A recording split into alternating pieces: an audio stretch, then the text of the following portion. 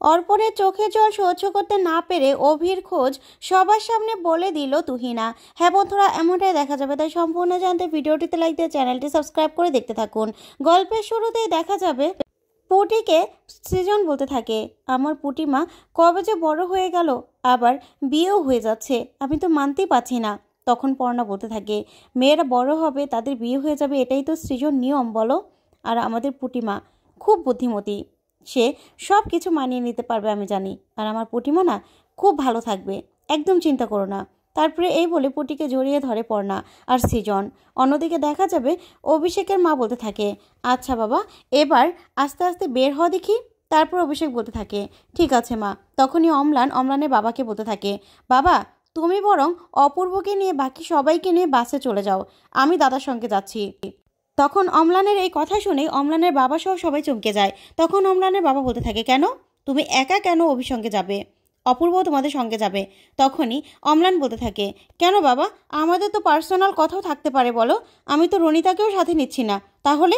তখন এই কথাতেই অম্লানের মা বলতে থাকে, কেন তুই বেশি কেন এত ওর কথা ভাবছিস সেটা তো বুঝতে পারছি না, তোর অতি ভক্তিটাই তো আমার ভালো লাগছে না, কেন এরকম করছিস বলতো?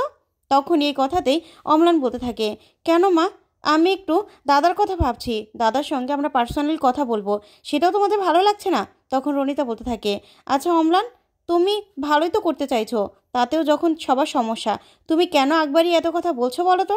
তখন অভি বলতে থাকে, থাক না বাবা, ও আমার সঙ্গে যাবে তো কি হয়েছে, তুমি বরং অপূর্বকে নিয়ে বাসে সবাইকে নিয়ে চলে এসো, ঠিক আছে? তখনই অম্লান মনে মনে বলতে থাকে, দাদা আজকে যে তো শেষ দিন রে, তুই নিজের যাত্রাটা নিজেই এরকম করলি, যাক ভালোই হয়েছে, তো শেষ যাত্রাটা তুই শুরু করলি। তারপরে দেখা যাবে অপূর্বকে নিয়ে সবাইকে নিয়ে অভি বেরিয়ে পড়ে। ওইদিকে অম্লান আর অভি একই গাড়িতে যেতে থাকে। তখনই অভি বলতে থাকে, কিরে অম্লান, তুই নাকি কি পার্সোনাল কি কথা বলবি, বল। ওইদিকে অম্লান মনে মনে বলতে থাকে, পার্সোনাল কথা না রে দাদা, পার্সোনাল কাজ, কাজ রয়েছে কাজ। তখনই অভি বলতে থাকে, অম্লান কিরে কোনো কথা বলছিস না কেন?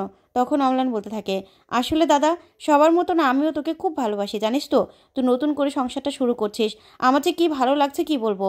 তখন এই কথাতে অভি বলতে থাকে, দেখ আমি একা কিন্তু নতুন করে সবটা শুরু করছি না, শ্রীপর্ণাও শুরু করছে, তাই তোরা যদি ওর সঙ্গে কম্প্রোমাইজ না করিস তাহলে কিন্তু ওর জন্য এই জার্নিটা খুব কঠিন হবে, তাই আমি চাইবো তোরা সবাই ওর পাশে থাকবি। তখনই অম্লান বলতে থাকে, হ্যাঁ হ্যাঁ দাদা, পাশে থাকবো তো, কি বলছিস পাশে থাকবো না? তারপরে অভি বলতে থাকে, মানুষ জীবনে দ্বিতীয়বার সুযোগ সবসময় পায় না, তারপরেও দ্বিতীয়বার যে সব কিছু আমি শুরু করার একটা চান্স পেয়েছি, সেটা আমি সেই জন্য অনেক ধন্য। আর শ্রীপর্ণাকে যদি আমি না দেখতাম তাহলে হয়তোবা দ্বিতীয়বার আমার এই সংসারটা শুরু করা সম্ভব হতো না। শ্রীপর্ণারই সব কিছু কৃতিত্ব, বুঝতে পেরেছিস? তখনই অম্লান বলতে থাকে, হ্যাঁ রে দাদা, তা তো বুঝতেই পারছি। তখনই অম্লান মনে মনে বলতে থাকে, দাদা তোর সংসারও করা হবে না আর কিচ্ছু করা হবে না, তুই আজকে মরবি, মরবি তুই। তারপরে অম্লান বলতে থাকে, আচ্ছা দাদা এটা কোন জায়গা? তখন জায়গাটার নাম বললেই অম্লান বলতে থাকে, ঠিক আছে ঠিক আছে, গাড়িটা দাঁড় করান তো। তখন অভি বলতে থাকে, কেন রে কী হয়েছে? তখন অম্লান বলতে থাকে, আসলে আমি না একটু ওয়াশরুমে যাব। আচ্ছা আসছি আমি। এই বলে অম্লান ওয়াশরুমের নাম করে বাইরে চলে যায়। তারপরে দেখা যাবে অভি বলতে থাকে, আচ্ছা কোন পর্যন্ত আসলাম, বাবাকে একটা ফোন করে দেখি। তখনই ওর বাবা ফোন করে, বাবার ফোন দেখে অভি চমকে যায়, বলতে থাকে, হ্যাঁ বাবা বলো। তখনই অভির বাবা বলতে থাকে, আমাদের গাড়িটা না একটু নষ্ট হয়ে গেছে। তখনই অভি বলতে থাকে, কি বলছো তুমি, গাড়িটা নষ্ট হয়ে গেছে মানে? কখন ঠিক হবে, ড্রাইভার কি বললো? আচ্ছা আমি অনেকটা ব্যবস্থা করছি, ঠিক আছে? একটু বিয়েতে ঢুকতে লেট হলে কোনো সমস্যা হবে না, লগ্ন সারা রাত আছে বাবা, তুমি একদম চিন্তা করো না।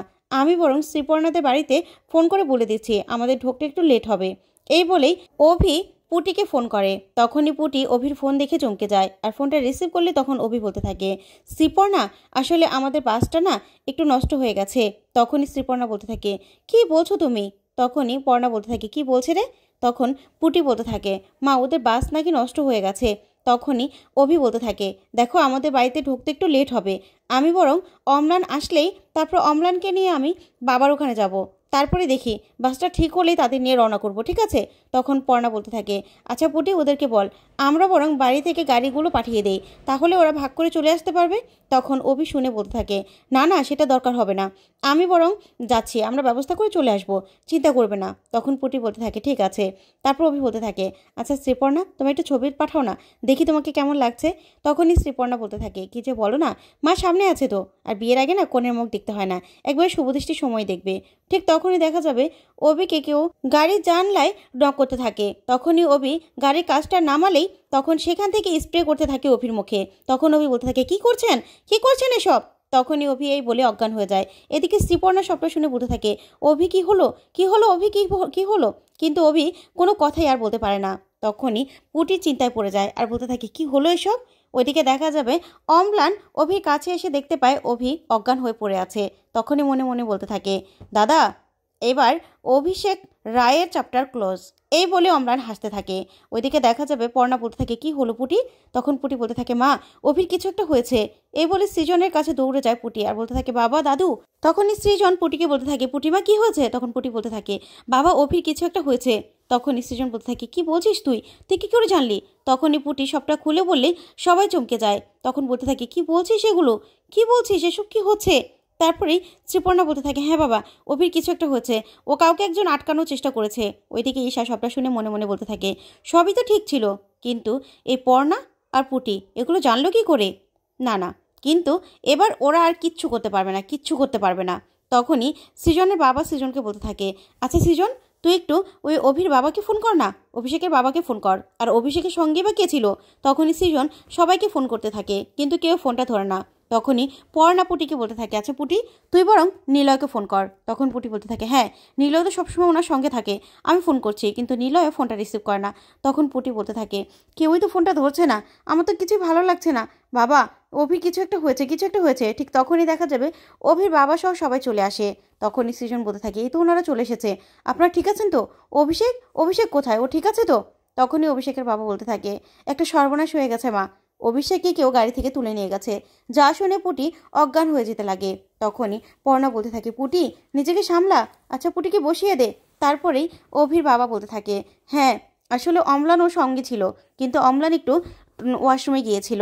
তখনই ও এসে দেখে যে ড্রাইভার অজ্ঞান হয়ে পড়ে আছে আর অভি সেখানে নেই, ও ওকে খুঁজছে। তখন ওই শুনে পর্ণা পুরো চমকে যায়, বলতে থাকে, কি বলছেন আপনি? এটা কি করে হলো? কে করলো এসব? তখনই অয়ন বলতে থাকে, আরে পর্ণা, তোমার মেয়ে জামাই, ও তো আবার পুলিশ অফিসার, ওর কি শত্রুর অভাব আছে নাকি? বেছে বেছে তোমার মেয়ে একটা পুলিশ ধরে এনেছে, আর ওকে যখন কিডন্যাপ করেছে, ওকে এখনো আর ফিরবে নাকি? যা শুনে পুটি আরও কাঁদতে থাকে। তারপরে জেঠিমা বলতে থাকে, অয়ন, তুই চুপ করবি? তখনই মৌমিতা বলতে থাকে, তুমি চুপ করো। তারপরেই অভির বাবা বলতে থাকে, আমার ছেলে ফিরবে, বলুন আমার ছেলে ফিরবে তো? তখনই কৃষ্ণা বলতে থাকে, হ্যাঁ, আপনার ছেলে ফিরবে, আপনি একটা চিন্তা করবেন না। তখনই পর্ণা সবটা শুনে বলতে থাকে, আমার মনে হচ্ছে অভিকে কেউ কিডন্যাপ করেছে। তখন সৃজন বলতে থাকে, তুমি কি করে বললে পর্ণা? তখন পর্ণা বলতে থাকে, হ্যাঁ, এরকমটাই হয়েছে, আর যে কিডন্যাপটা করেছে আমার পুটি মায়েরও ক্ষতি চায়।